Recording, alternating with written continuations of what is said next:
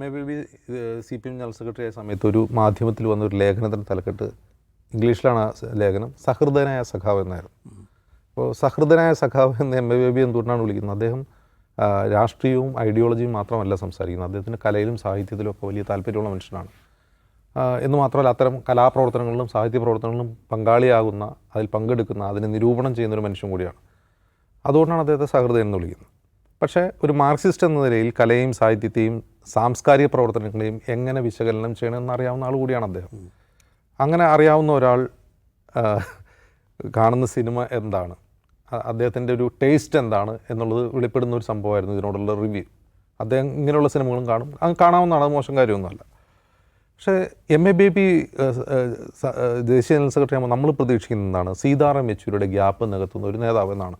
അദ്ദേഹത്തിന് ഡൽഹി അനുഭവങ്ങളുണ്ട്, ഡൽഹിയിൽ രാഷ്ട്രീയ വൃത്തങ്ങളിൽ നല്ല പരിചയക്കാരുണ്ട്, അങ്ങനെ ഡൽഹി പരിചയമുള്ള ഒരാളെന്നാണ്. പക്ഷേ നമ്മുടെ ബേബി എപ്പോഴും തിരുവനന്തപുരത്താണ് കാണുന്നത്, എപ്പോഴും കേരളത്തിലാണ് അദ്ദേഹത്തെ കാണുന്നത്. അദ്ദേഹം ഇംഗ്ലീഷിൽ കൊടുക്കുന്ന ബൈറ്റുകളേക്കാൾ നമ്മൾ മലയാളത്തിൽ കൊടുക്കുന്ന ബൈറ്റുകളാണ് കാണുന്നത്. അതേസമയം യെച്ചൂരി അങ്ങനെ ആയിരുന്നില്ല. ആണാണ് ഓക്കെ. പക്ഷേ അദ്ദേഹത്തെ ആവശ്യപ്പെടുന്ന അത്ര എന്താണ് CPM എന്ന ഒരു പാർട്ടി ആവശ്യപ്പെടുന്ന അത്ര അദ്ദേഹത്തെ ഡൽഹിയിൽ ഉപയോഗപ്പെടുത്തണം എന്നാണ് എനിക്ക് അഭിപ്രായപ്പെടാനുള്ളത്.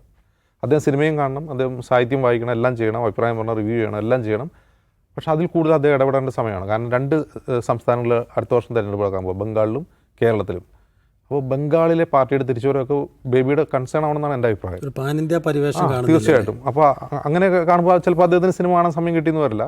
പക്ഷേ അതാണ് അദ്ദേഹത്തിൻ്റെ ഒരു മെയിൻ കേന്ദ്രമാവേണ്ടതാണ് എനിക്കുള്ള അദ്ദേഹത്തോടുള്ള വിനീതമായ അഭ്യർത്ഥന. ഒരു സാധാരണ പൗരൻ നിലയിൽ അദ്ദേഹത്തെ ഇഷ്ടമുള്ള ഒരാളെന്ന നിലയിൽ എനിക്ക് അദ്ദേഹത്തോട് പറയാനുള്ളതാണ്.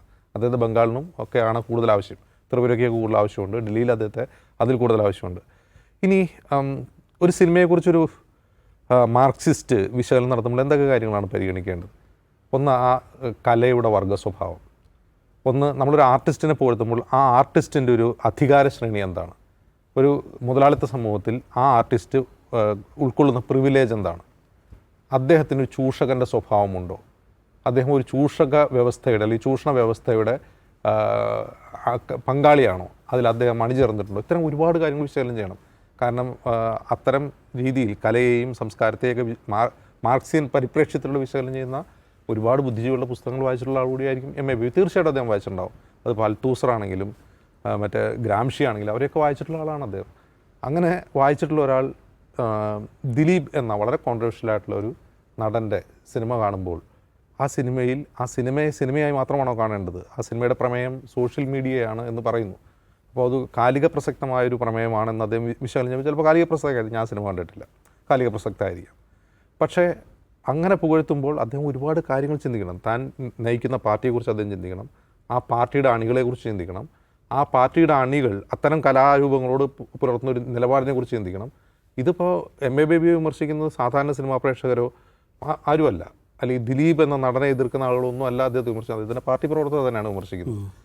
അത് അദ്ദേഹം ചിന്തിക്കണം എന്നാണ് പറയാനുള്ളത്. അത്തരം ആംഗിളുകൾ ഒരു കലാസൃഷ്ടിയെ പറ്റിയുള്ള റിവ്യൂ നടത്തുമ്പോൾ അത്തരം ആംഗിളുകൾ ചിന്തിക്കേണ്ട ഒരാളാണ് അദ്ദേഹം. അശ്വന്ത് ഘോക്ക് റിവ്യൂ നടത്തുന്ന പോലെ റിവ്യൂ നടത്തേണ്ട ഒരാളാണെന്ന് എനിക്ക് തോന്നുന്നില്ല.